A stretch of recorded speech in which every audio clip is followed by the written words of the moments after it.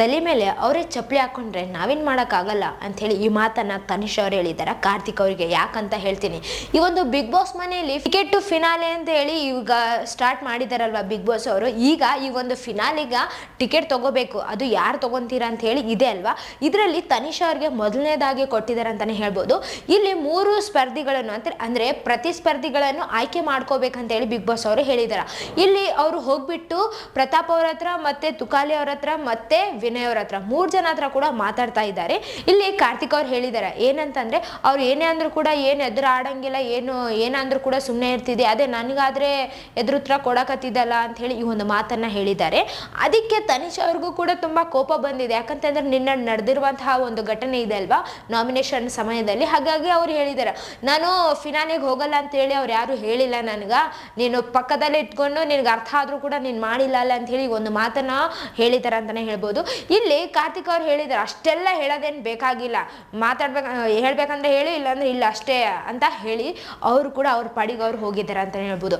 ಇಲ್ಲಿ ತುಂಬಾ ಕೋಪಗೊಂಡಂತಹ ತನಿಷ್ ಅವರು ಅಲ್ಲಿ ಹೋಗಿ ಕುಂತ್ಬಿಟ್ಟು ಏನಂದಿದ್ದಾರೆ ಅಂತಂದ್ರೆ, ಅವ್ರ ತಲೆ ಮೇಲೆ ಅವರೇ ಚಪ್ಪಲಿ ಹಾಕೊಂಡ್ರೆ ನಾವೇನ್ ಮಾಡೋಕ್ಕಾಗಲ್ಲ ಅಂತ ಹೇಳಿ ಹೇಳಿದ್ದಾರೆ. ಈ ಒಂದು ಬಿಗ್ ಬಾಸ್ ಮನೆಯಲ್ಲಿ ಎಲ್ರಿಗೂ ಕೂಡ ಗೆಲ್ಲಬೇಕನ್ನೋ ಒಂದು ಛಲ ಇದೆ ಅಲ್ವಾ. ಆ ಒಂದು ಛಲದ ಮುಂದೆ ಯಾವುದೇ ಫ್ರೆಂಡ್ಶಿಪ್ ಆಗಲಿ ಏನು ಕಾಣ್ತಾ ಇಲ್ಲ ಅಂತಾನೆ ಹೇಳ್ಬೋದು.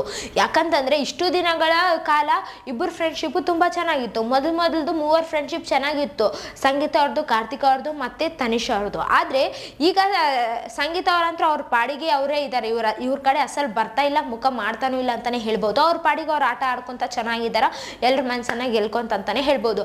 ಆದ್ರೆ ಇಲ್ಲಿ ತನಿಷ್ ಅವರು ಅಷ್ಟೊಂದು ಅಂದ್ರೆ ಈಗ 2 ಕೈ ಯಾರು ಇರಬೇಕು ಈ ಒಂದು ಬಿಗ್ ಬಾಸ್ ಮನೆಯಲ್ಲಿ ಫಿನಾಲೆ ಟೈಮಲ್ಲಿ ಅಂತ ಹೇಳಿದಾಗ ಅವರು ಕಾರ್ತಿಕ್ ಅವ್ರ ಹೆಸರು ಹೇಳಿದ್ರು. ಆದ್ರೆ ಇಲ್ಲಿ ಕಾರ್ತಿಕ್ ಅವ್ರು ನಾಮಿನೇಷನ್ ಮಾಡಿದ್ರಲ್ವಾ, ಅಂದ್ರೆ ಅವರು ಏನ್ ಹೇಳ್ತಾರೆ ಅವ್ರಿಗೆ ಗೊತ್ತಿರಂಗಿಲ್ಲ ಕೆಲವೊಂದ್ಸಾರಿ, ಅವ್ರಿಗೆ ಒಂದು ಫಿನಾಲೆಗೆ ಬರಕ್ ಅರ್ಹರಿಲ್ಲ ಆ ಥರ ಎಲ್ಲ ಹೇಳಿದ್ರಲ್ವ, ಅರ್ಹತೆ ಇಲ್ಲ ಅವ್ರಿಗೆ ಅಂತ ಹೇಳಿ.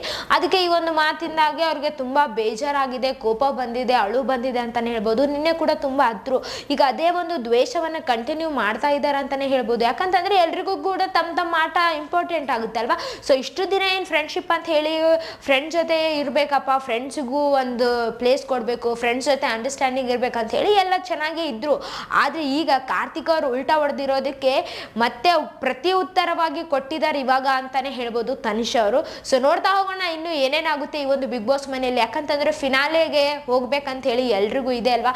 ಇದಿಷ್ಟು ಇನ್ನು ಸ್ಟಾರ್ಟಿಂಗು, ಇನ್ನು ಯಾರ್ಯಾರ ಮಧ್ಯೆ ಏನೇನು ಜಗಳಗಳು ಬರ್ತಾವೋ ಏನೇನಾಗುತ್ತೋ ಅಂತ ಹೇಳಿ ಕಾದ್ ನೋಡಬೇಕಾಗಿದೆ ಅಷ್ಟೇ ಅಂತಾನೆ ಹೇಳ್ಬೋದು. ಸೊ ಇದೇ ತರ ಮತ್ತಷ್ಟು ವಿಡಿಯೋಸ್ಗಾಗಿ ನಮ್ಮ ಚಾನಲ್ ಅನ್ನು ಲೈಕ್ ಮಾಡಿ, ಶೇರ್ ಮಾಡಿ, ಸಬ್ಸ್ಕ್ರೈಬ್ ಆಗಿ. Thank you.